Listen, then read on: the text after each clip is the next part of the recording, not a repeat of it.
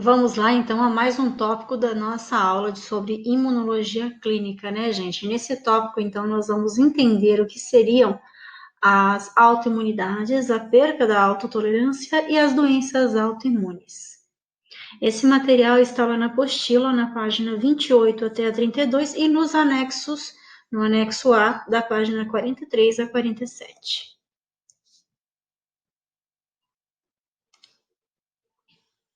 Para começar a entender, a gente tem que compreender o que significa tolerância para o nosso sistema imunológico. Tolerância é o estado de não responsividade imunológica específica.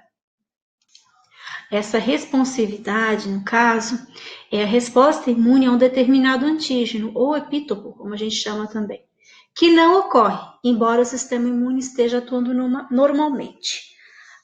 Nós, né, quando estamos na nossa geração, vamos dizer, no nosso desenvolvimento dos tecidos, lá na embriologia, ainda na embriogênese, né, alguns antígenos são apresentados durante essa vida embrionária e eles são vistos pelo nosso sistema imunológico como próprios. E assim eles não tendem a estimular respostas imunológicas. Assim, nós somos tolerantes aos tais antígenos, ou seja, aquilo que é composto, aquilo que é nosso. Então, as nossas células, os nossos tecidos, os nossos órgãos não devem gerar respostas imunológicas, porque são nossos, são próprios. Já os antígenos que não são apresentados durante o processo de maturação, ou seja, na primeira vez que o organismo encontra-se imunologicamente maduros, eles são considerados não próprios. E geralmente eles elicitam, no caso, desenvolvem uma resposta imunológica. Tá? Então, durante a nossa vida embrionária, na formação dos tecidos, ocorre essa apresentação, a gente pode dizer assim, para que a gente entenda o que é nosso e o que não é nosso.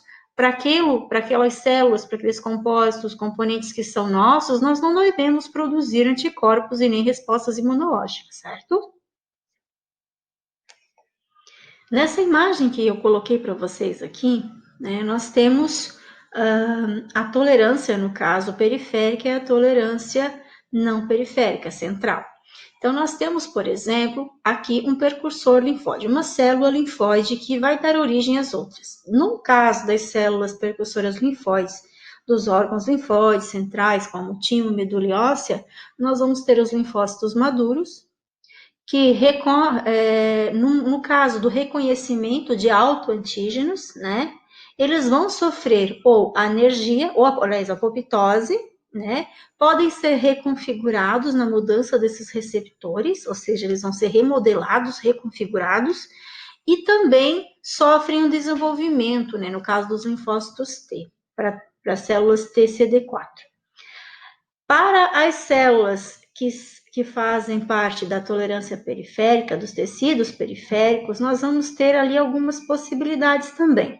No caso desses linfócitos maduros reconhecerem como autoantígenos, ou seja, eles detectarem partes do nosso corpo como problemas, eles podem sofrer anergia, ou seja, perca da função, apoptose, vão ser deletados ou vão ser suprimidos. Né? De qualquer maneira, eles podem ser remodelados também. Mas se o nosso organismo estiver correto, se ele trabalhar corretamente, essas células que identificam partes do nosso corpo como não constituintes do corpo, ou seja, como antígenos, como problemas, elas devem ser deletadas ou reconfiguradas numa pessoa onde não ocorre a autoimunidade.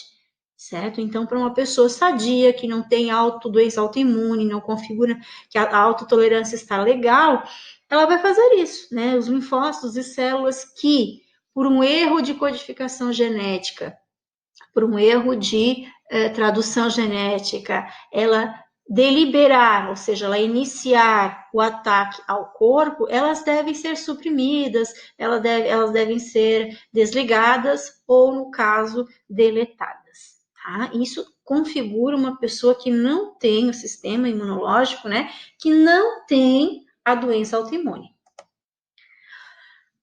Agora a gente vai começar a trabalhar célula a célula. Tolerâncias de célula T, né?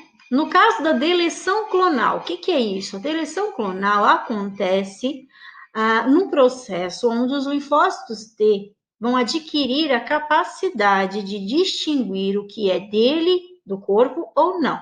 Isso tudo vai ocorrer lá no timo do feto, tá? Na nossa vida embrionária. Essas células, no caso, as células autorreativas, aquelas que detectam o nosso organismo como um problema, né, que podem induzir uma resposta imunológica errada, elas vão sofrer apoptose, se autodestruir. Normalmente isso acontece. Na tolerância central, no caso, é a tolerância ao próprio, que é adquirida lá no interior do timo. Então, a gente adquire essa qualidade e essa situação onde o nosso organismo consegue detectar o que é meu, no caso, o que é nosso e o que não é, lá no interior do timo, durante o desenvolvimento, lá no timo fetal. A tolerância periférica, ela é adquirida fora do timo, né? E alguns, então, chegam até atingir o timo, mas, enfim, essa tolerância periférica é fora do timo.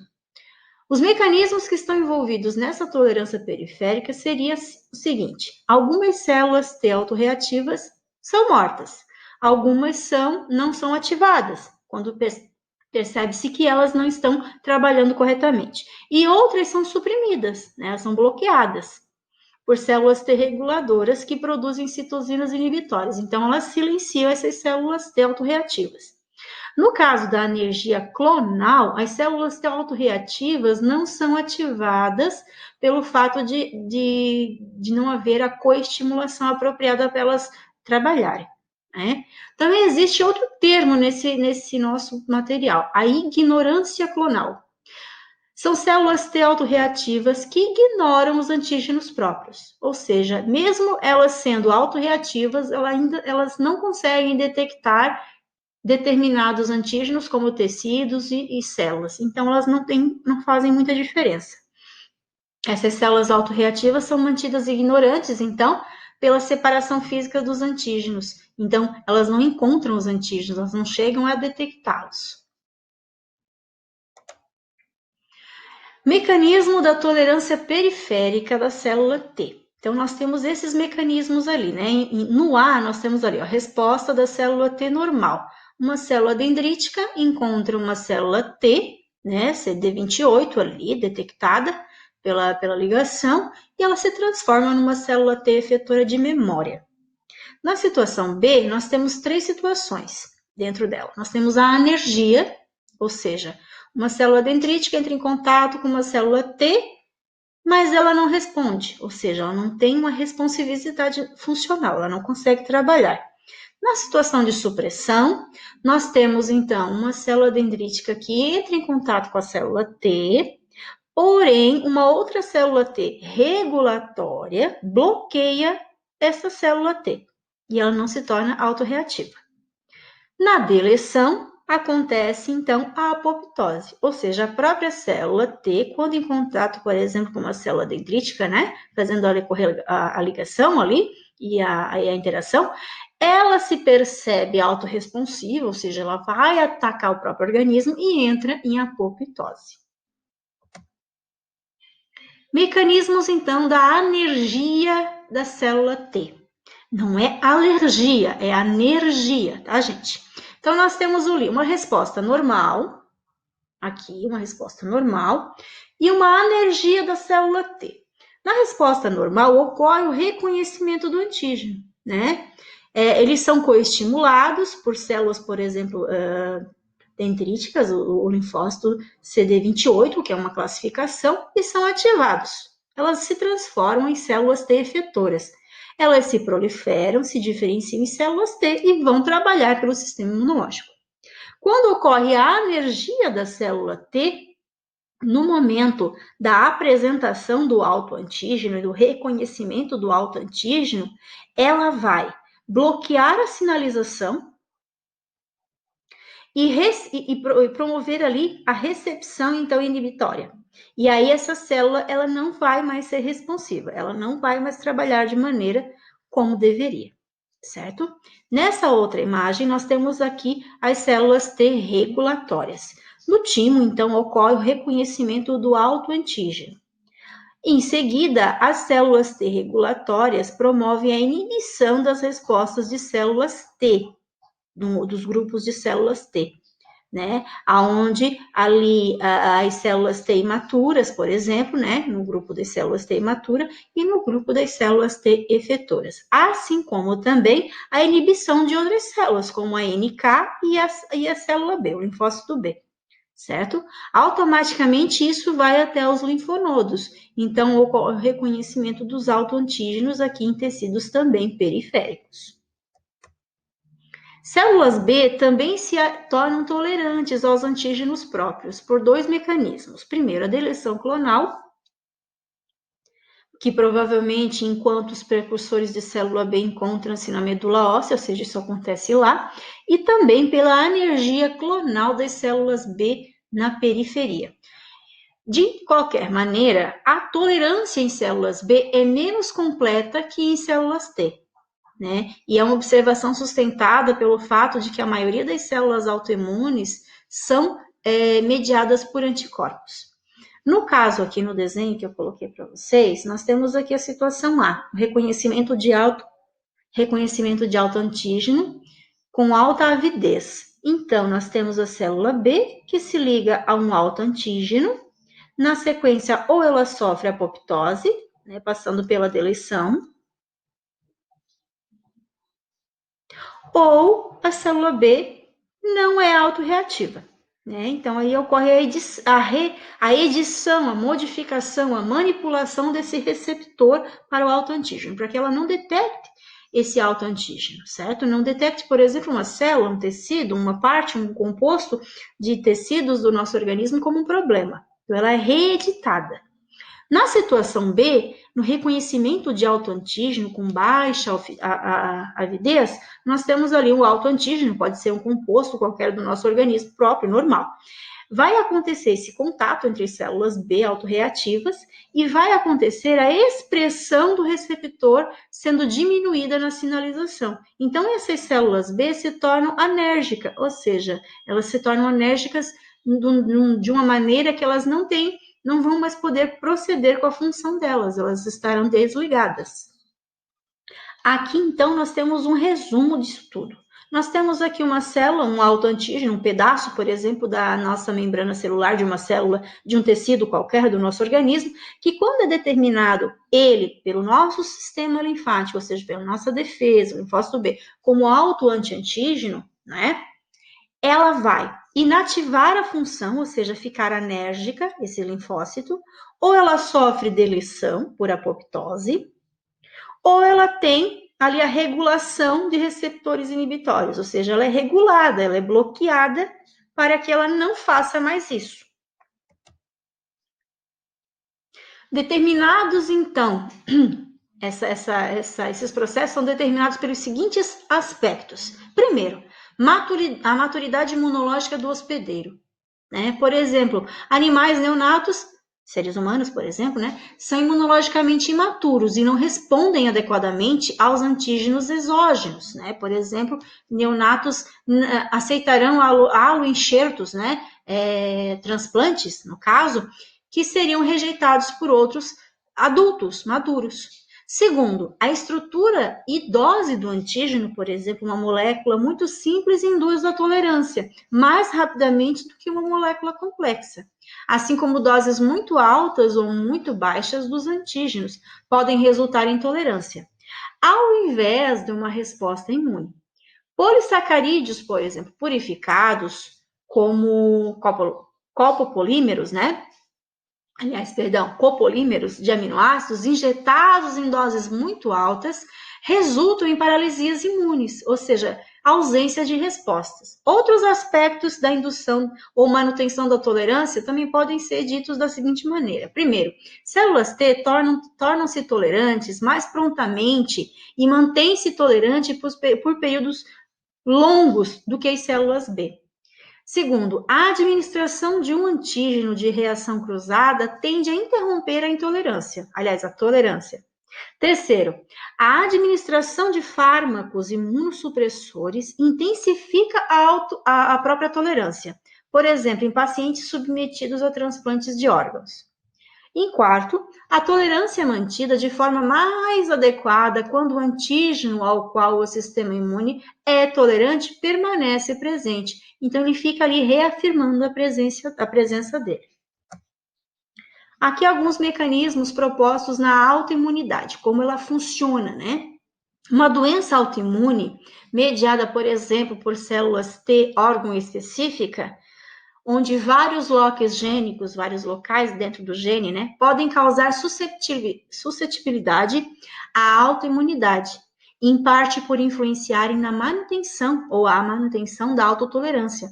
Fatores ambientais, como infecções e outros estímulos inflamatórios, promovem o influxo de linfócitos para dentro dos tecidos e a ativação de células T autorreativas, resultando assim na lesão tecidual. Então, eu coloquei para vocês aqui uma outra imagem, onde nós temos a suscetibilidade genética, onde esses genes suscetíveis, né, estão lá alocados no material genético de cada um,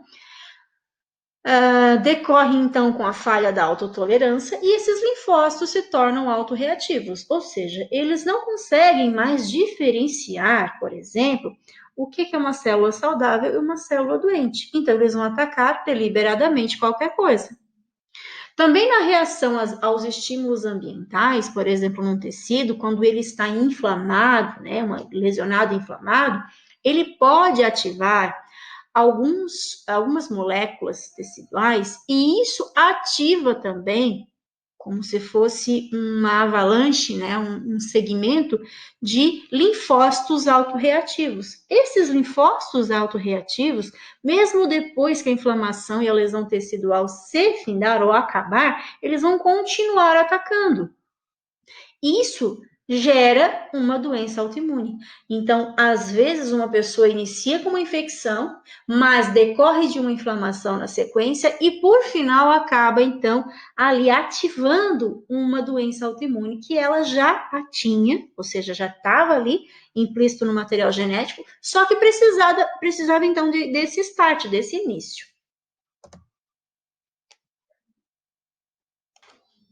Então, agora a gente vai falar necessariamente das doenças autoimunes. Até agora a gente falou, então, o que seriam elas, o porquê que elas acontecem. A gente sabe, então, que a perda da tolerância imunológica, da autotolerância, ela faz, então, com que um ser, então, como o ser humano, entre outros animais, inicie um processo de autoimunidade. Agora a gente vai entender um pouquinho do que seriam essas autoimunidades.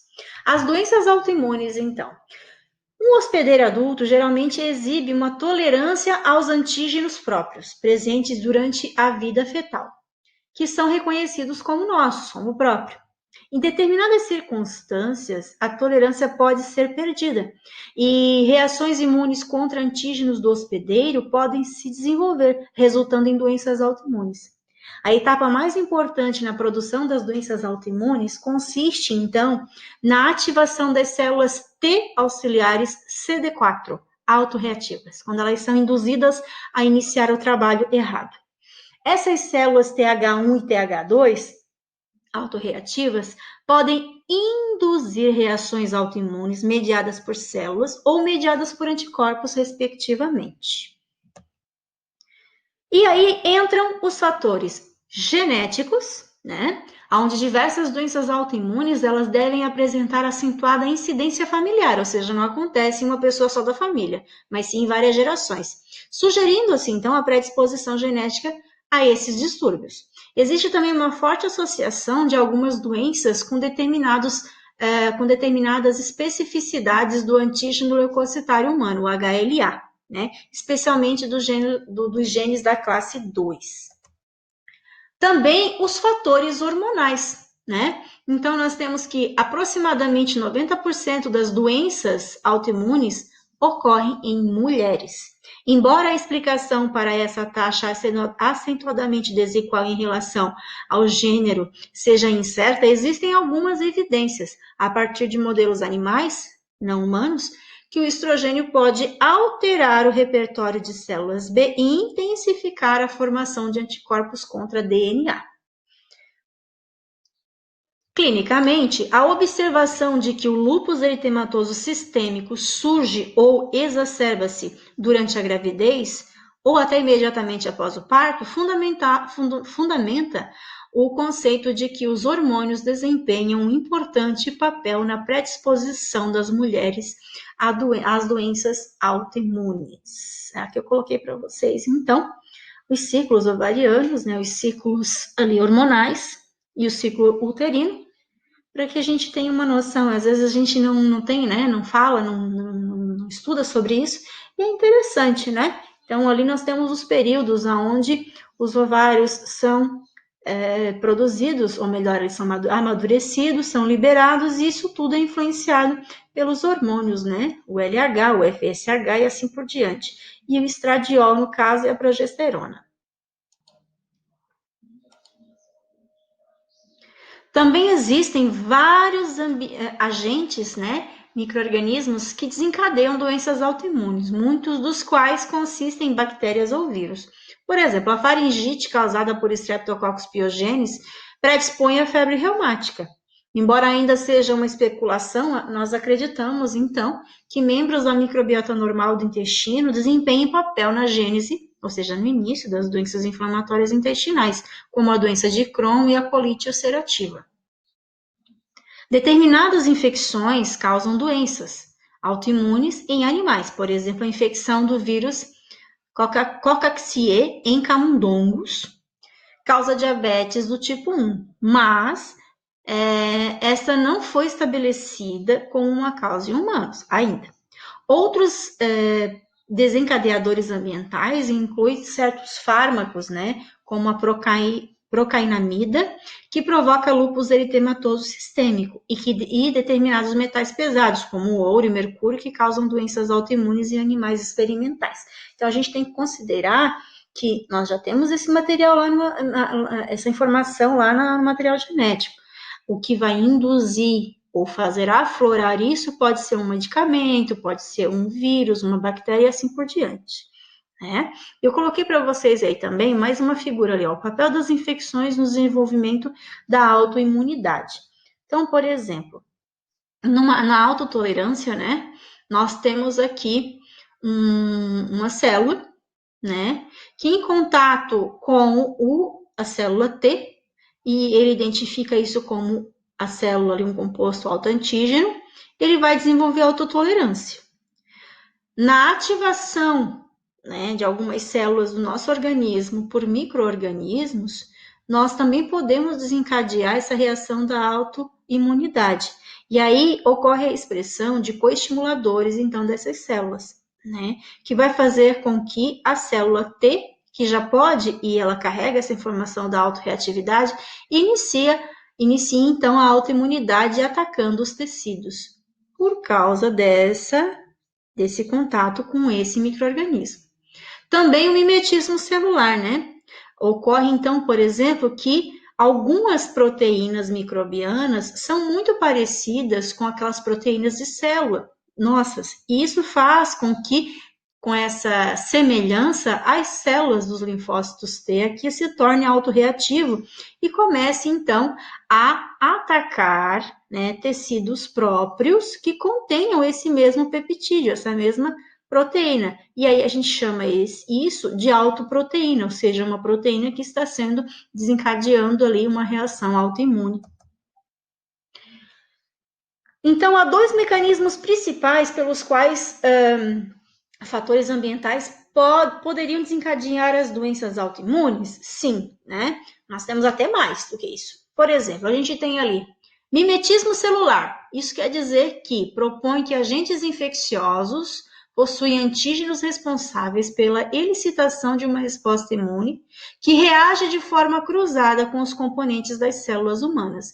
Então, é como se as células linfáticas, os linfócitos T, elas confundissem uma proteína das nossas células de determinado tecido, com uma proteína que compõe também algum grupo bacteriano.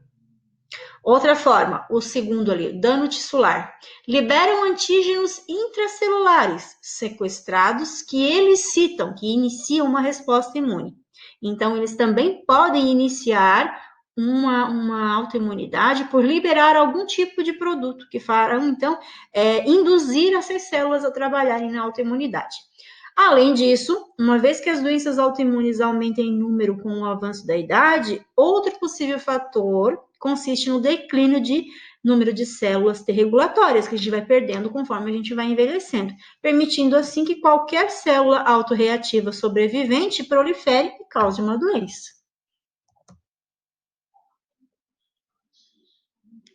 Agora a gente vai conhecer algumas doenças autoimunes, e essas, no caso, envolvendo um tipo de célula ou órgão. A encefalite alérgica, né, ocorre em indivíduos que são injetados com uma vacina contra a raiva, produzida em cérebro de coelho. A resposta imune contra a proteína mielina exógena presente na vacina reage de forma cruzada com a mielina humana, levando à inflamação cerebral. Isso quer dizer que a própria vacina, né, confere ali a imunidade ao paciente, porém, o organismo, como ele já tem essa predisposição genética a produzir, né, a resultar ali numa autoimunidade, como encefalite, confunde as proteínas da vacina e com a própria da mielina humana e leva a uma inflamação cerebral. Pode também ocorrer após uma infecção viral, por exemplo, do sarampo, da própria gripe, ou após uma imunização contra essas infecções. Isso quer dizer que se a pessoa tem essa predisposição, pode acontecer a qualquer momento, de acordo com o que a gente viu. Esclerose múltipla, né? Nesse caso, nós temos células T autorreativas e macrófagos que são ativados, que causam a desmielinização da substância branca cerebral, destruição da mielina, né? Acredita-se que o fator desencadeador que estimula as células T autorreativa seja uma infecção viral, ou seja, inicia com uma infecção. Há evidências moleculares de que a polimerase dos vírus Epstein-Barr possa ser o desencadeador. Indivíduos com determinados alelos na região HLA-DR, lá no gene, exibem maior risco de contraírem a esclerose múltipla. Os achados clínicos da esclerose múltipla tipicamente manifestam-se e regridem e afetam funções tanto sensitivas como motoras. Em ressonância cerebral, a gente consegue perceber, então, ela revela placas na substância branca, bandas oligoclonais de IgM, ou seja, um aglomerado de imunoglobulina G, que são encontradas no líquor na maioria dos pacientes que têm esclerose múltipla. Alguns fármacos imunossupressores, como a prednisona, né, são efetivas na redução da severidade dessa doença, entre outros fármacos. Então, ocorre aqui a destruição da mielina, né? Pela ação, então, dessas células T autorreativas. E a pessoa, então, tem todos os sintomas da esclerose múltipla. Tireoide crônica, né? Os humanos com tireoide crônica de Hashimoto apresentam, então, anticorpos contra a tireoglobulina, sugerindo que esses anticorpos podem provocar um processo inflamatório que leva à fibrose da glândula. Então, forma-se ali uma fibra e faz com que ela pare de funcionar corretamente. Anemia hemolítica, trombocitopenias e granulocitopenias.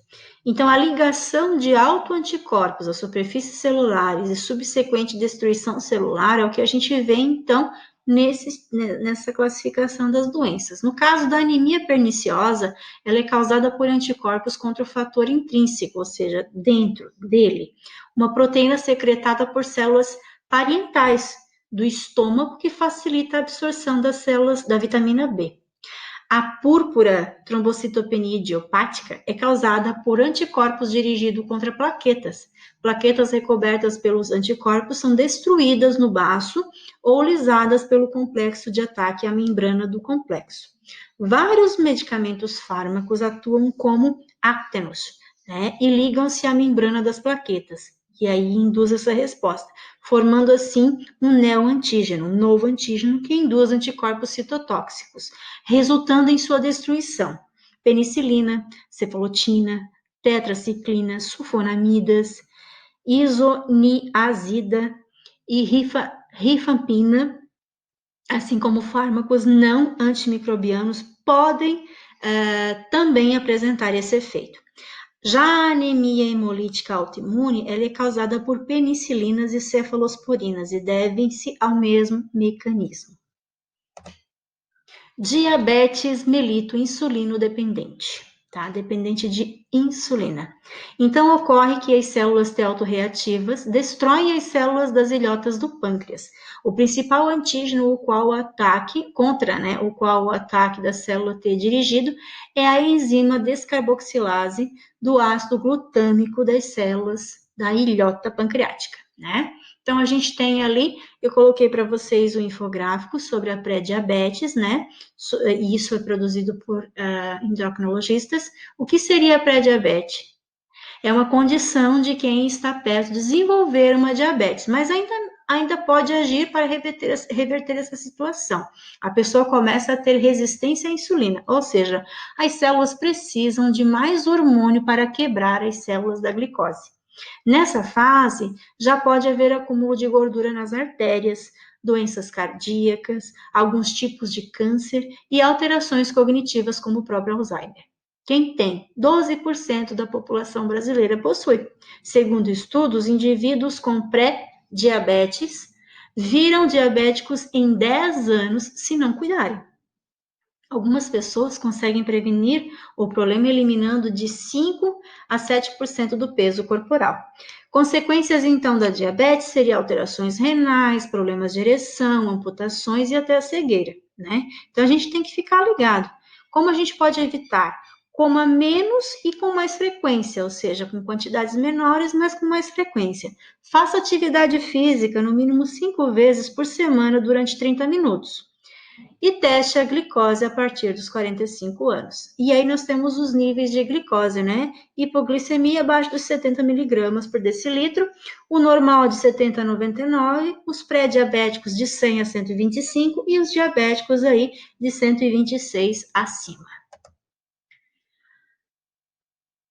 Essa situação dos diabéticos resistentes à insulina, então, esses anticorpos contra receptores desempenham um papel patogênico, doença, tá? No diabetes resistente à insulina, demonstrou-se que anticorpos contra os receptores de insulina interferem com a ligação dessas. Então, quando você está sensível à insulina, quando uma pequena quantidade de insulina pode empurrar uma grande quantidade de glicose nos tecidos corporais. Quando você está resistente à insulina, é quando você precisa de uma grande quantidade de insulina para tentar colocar esse açúcar para dentro dos tecidos. Tá? Então, você já se tornou resistente.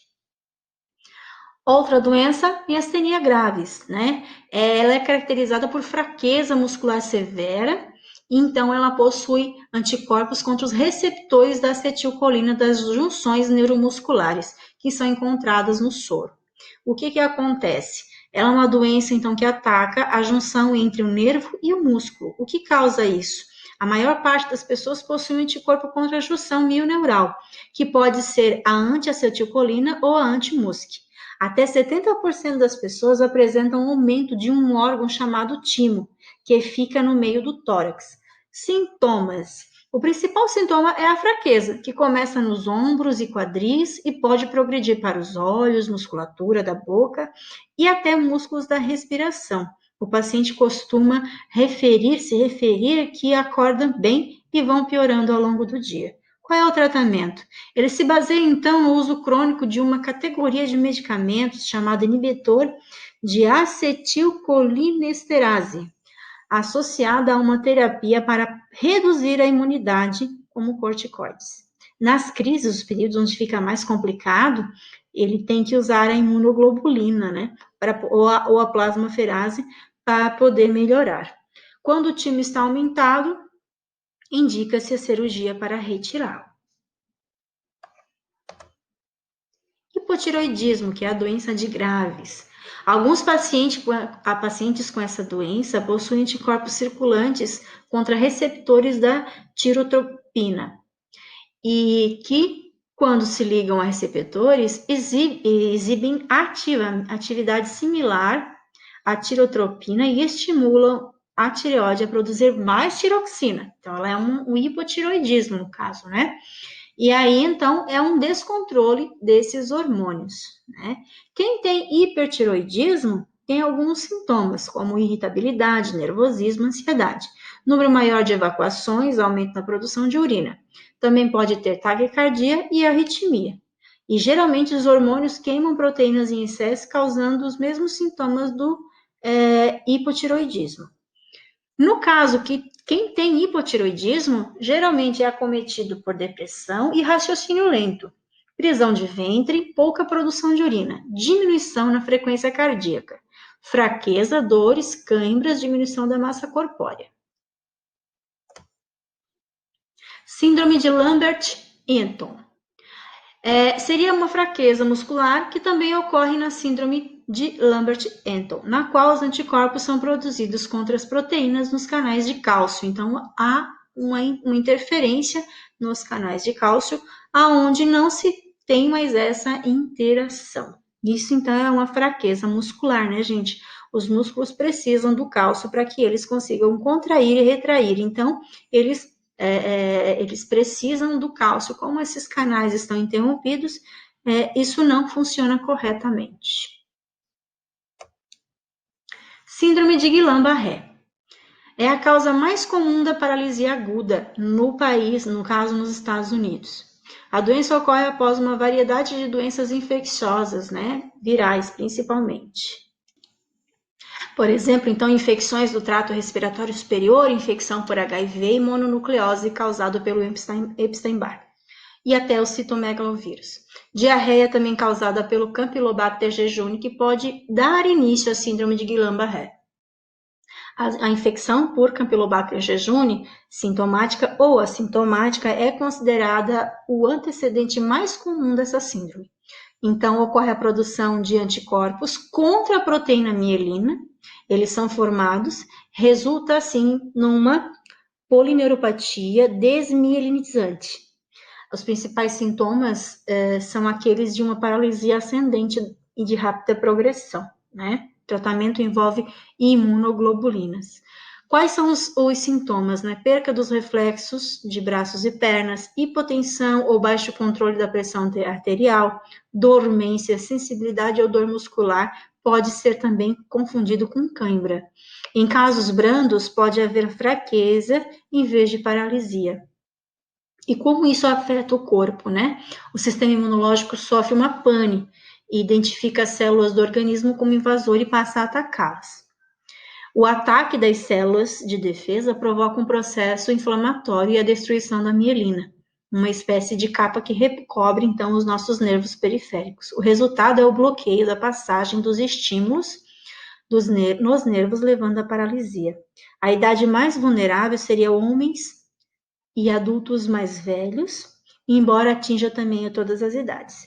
A relação entre o Zika vírus, né, e o SGB, no caso a síndrome de Guillain-Barré, alguns estudos identificaram, então, que o Zika no líquido espinal e no sangue de 7 pacientes com esta síndrome, e as primeiras suspeitas surgiram na Polinésia, quando esses pesquisadores identificaram um aumento no número de pessoas com a síndrome de Guillain-Barré, logo depois de uma epidemia desta doença, no caso, a Zika vírus. Pemfigo é uma doença de pele caracterizada por bolhas, pústulas na pele.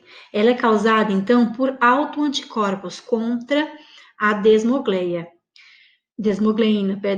proteína dos desmossomos, que forma as zônulas de oclusão entre as células epiteliais, que colam as células do epitélio. Quando essas zônulas de oclusão são rompidas, o espaço entre as células é preenchido por um fluido, formando as bolhas. Uma forma do pemfigo é o pemfigo foliáceo. É endêmico nas áreas rurais da América do Sul, o que sustenta o conceito de que a infecção por um patógeno endêmico pode ser o desencadeador dessa doença. Artrite reativa é uma inflamação aguda das articulações, que ocorre após as infecções por diversas bactérias, embora as articulações sejam estéreis. Isto é, a inflamação é uma reação à presença do antígeno bacteriano em uma outra região do corpo. Essa artrite reativa, ela é associada a infecções entéricas causadas pela Shigella, Campylobacter, Salmonella e a Yersinia, assim como a artrite causada por Chlamydia trachomatis. A artrite é geralmente oligoarticular e assimétrica. A infecção bacteriana procede à artrite por poucas semanas.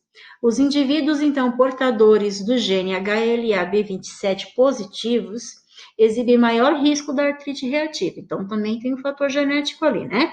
Também antibióticos dirigidos contra o organismo não têm efeito. Esses agentes anti-inflamatórios são tipicamente utilizados.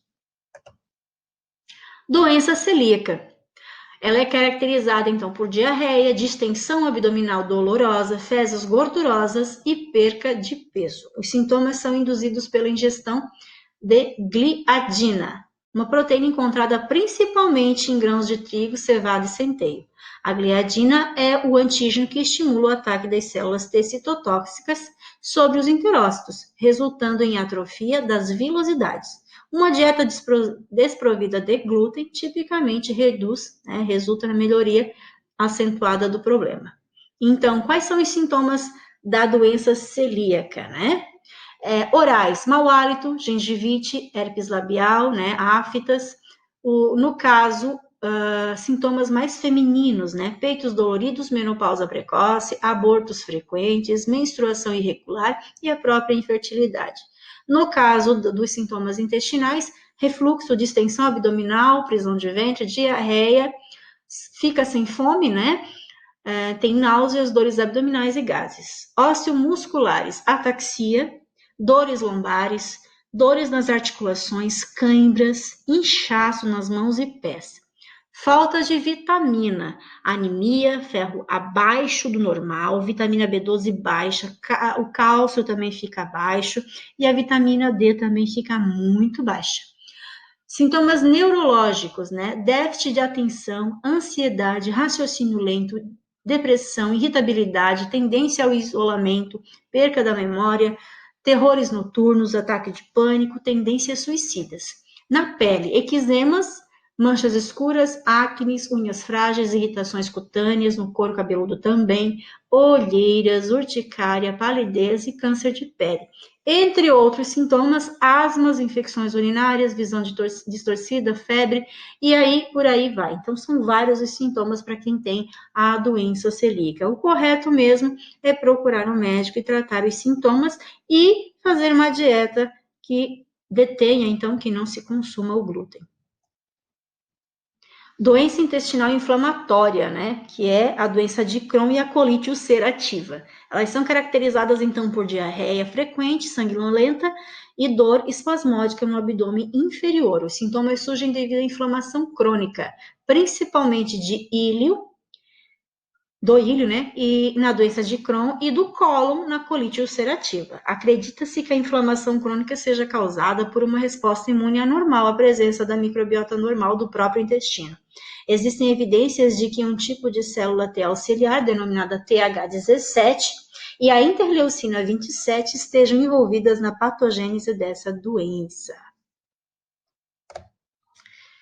Nefropatia por IgA é um dos tipos mais comuns de glomerulonefrite, sendo caracterizada principalmente pela hematúria, embora possam ocorrer proteinúria e progressão da doença renal no estágio final. Os complexos imunes contendo IgA são encontrados no revestimento dos glomérulos renais. Os sintomas são relacionados temporariamente a infecções virais, né?